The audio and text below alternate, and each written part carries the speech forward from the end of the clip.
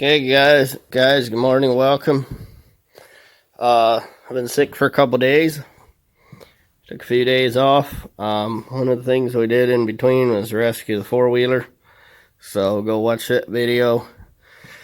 Today we're gonna get right into working on the 500 and getting the brakes worked on. So I should show you this one thing, and then we should get straight into it. So,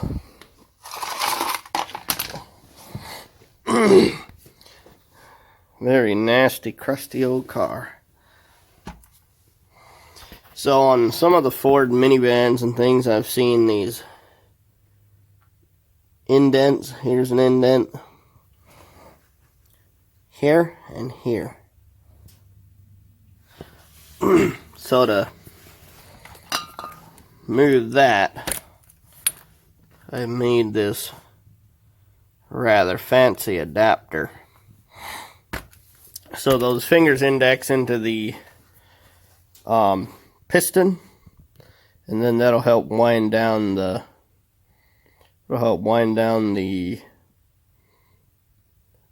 e-brake. So here's your e-brake cable and arm. So when you pull on the e-brake, it'll pull this arm, and then it'll push the adjuster out. So once I get all this back together, I need to go in there and yank the e-brake 10 times and see, just to get that back where it needs to be. So that's it after the rust proofing and painting. Get some dirty smudges, but yeah, looks good. Looks very good. So that's it. Let's get right into it. Hey guys, thanks for meeting me out here in the dark. We have a moon. It looks kind of like a moon. So anyway, hey, we got it done. Got the brakes on. I went for a drive to bed them in. They turned all rainbow.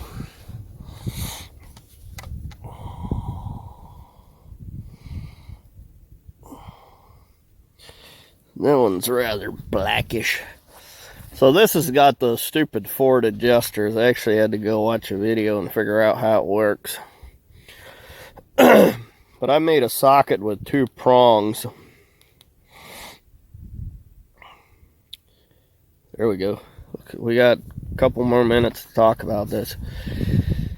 So I made a socket with 2 prongs, and it works all right to crank the e-brake adjuster back in. This one here went in all right. You just really have to lean on them, and then it's a pretty good mouthful. Once the adjuster's all the way in with new pads, so that's a pain. These ones here look like new. They're great. Detroit Axle sends along the cleaner, the brake cleaner. So I try to use that. So I don't know what I'll do. What I need to do is not sell it right away. I need to take it.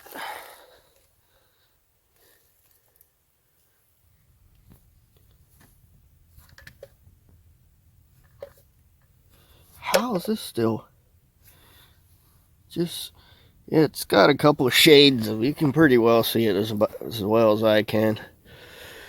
So that's that. This one here was a real pain. There's a guy on YouTube that shows him using a filter wrench and a channel lock to get the job done, and that's pretty awesome. That's how I got this guy in.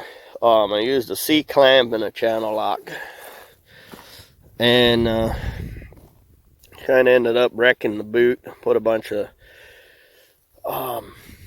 Senpico or Schaefer's, some Schaefer's, what's it called, a penetrating lubricant, with or without moly, I don't know.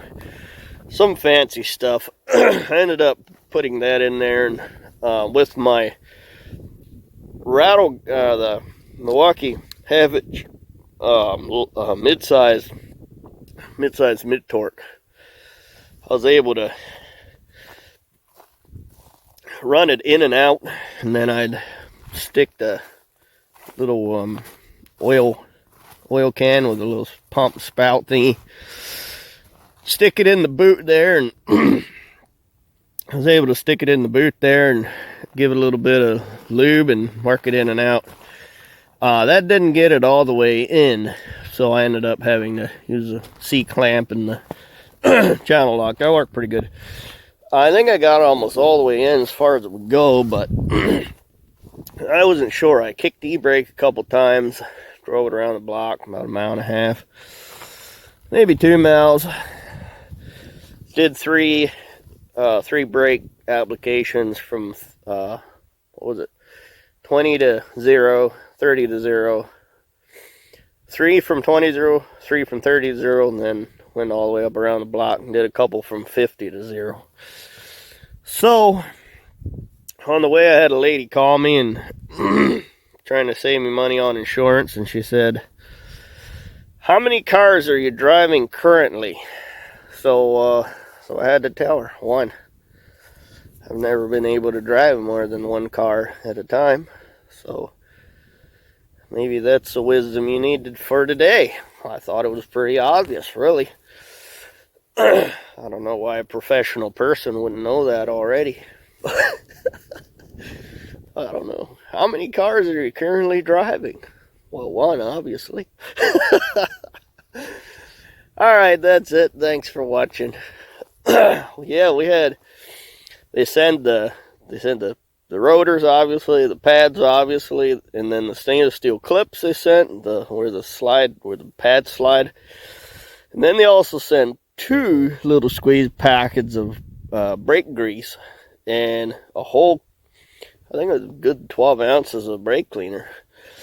So I was even able to go around and clean up my wheels, get all the fingerprints, take it out, and go run errands with it. So that'll be awesome. Hopefully I'll get to use it a few times and make sure that rear e-brake stuff isn't all messed up. The cable's free. I don't know if the adjuster could work its way looser, or maybe it'll just have to wear itself. I don't know. I don't want to wreck them. I'll be very upset if I have to buy 2 new rear brake calipers, but if that's what it takes, that's what it takes. Now we need to get this old girl moved on to a new home. Everything works. E-brake works. No engine light. It's never made a lick of trouble, and basically the front rotors were still serviceable, or they weren't. I'd actually have to go clean them off with brake clean to make sure they're not streaked or damaged, but they weren't pulling, they weren't shaking, they weren't doing anything wrong. And the pads were still only halfway worn out. And I've had this car for 3 or 4 years now, and the guy before me had it for 5, 7, I don't know. He had it for quite a while, and it was his family, like the mom running the town car, or him doing sales calls and stuff for his small business. So I got a fair amount of miles, and it's just amazing to me how many years those pads and rotors lasted. The rear ones did wear out, and then I put a new set of pads in, but the rotors were shot. They were very badly scored, so obviously the pads didn't last that long. A couple 1,000 miles and they were junk. They were probably one of the cheapest pads I could buy on eBay.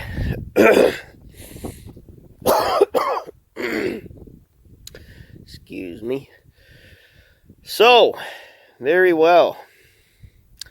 So yeah, I could have just left the front brakes in. I just figured that I'd do everything in one whack, and that way the next person has a good reliable car, and I don't have to listen to brakes scrape. I didn't expect the front ones to be that good. The front pad or rotors and pads might have outlasted these from Detroit Axle. I don't know how good Detroit Axle is. I only know that I've used a lot of their parts in the past in this car, and I've never had a lick of trouble. I did a control arm lower control arm bushing, and that's all I could remember for now. I think that's all I did. I think that's about it. Unless there's more bits in there, I don't remember, but yeah, it's been a good car. So, thanks for watching. That's all I have to say. Only drive one car at a time, simultaneously, currently.